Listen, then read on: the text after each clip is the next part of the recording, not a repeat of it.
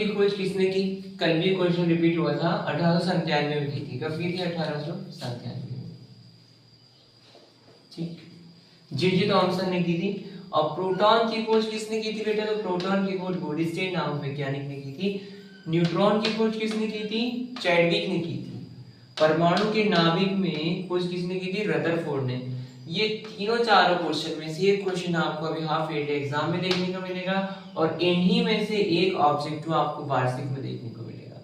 अदिश राशियां व सदिश राशियां क्या होती है? बहुत सरल क्वेश्चन है ये, वैसी टाइप का। तो ये सरल पेपर कैसे बनता है? थोड़ा सरल, फिर उसके बाद थोड़ा कठिन और थोड़ा सा हार्ड, सब अलग अलग प्रतिशत बटा हुआ है।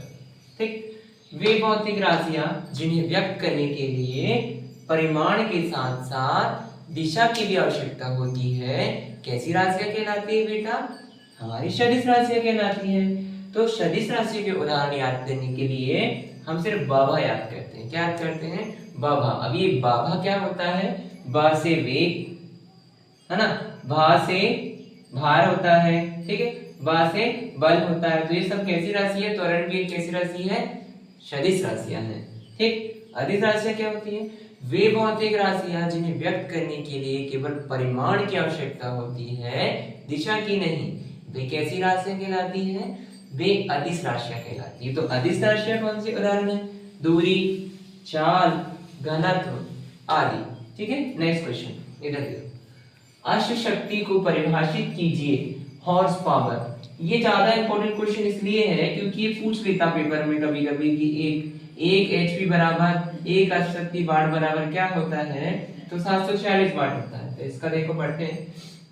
अश्व शक्ति, शक्ति की एक यूनिट है। क्या है बेटा? इकाई है, यूनिट है, जो कार्य करने की दर को दर्शाती है या मापती है। तो एक अश्व शक्ति वाट बराबर होता है 746 वाट। इसके अलावा भी होता है अलग कि 735.5 कुछ अलग होता है, वो ये इसी का एक रूप है, तो वो अलग होता है, उसको याद नहीं करना हमको। 746 इसका करेक्ट आंसर है। ठीक, अब द्रव्यमान और भार में अंतर है। सरल सरल क्वेश्चन को उठाया मैंने आज। ठीक है, द्रव्यमान और भार में अंतर याद करने के लिए, द्रव्यमान कैसी राशि है? अदिश राशि है। ठीक है, भार कैसी राशि है? सदिश राशि है। द्रव्यमान का मात्रक किलोग्राम होता है, इसे हम केजी से दर्शाते हैं। ठीक है, और भार का मात्रक न्यूटन होता है, इसे हम एन से दर्शाते हैं। ठीक, द्रव्यमान में केवल परिमाण की आवश्यकता होती है, फिर परिमाण बस होता है। और भार में हमें दिशा, परिमाण के साथ साथ दिशा की भी आवश्यकता होती है। ठीक है।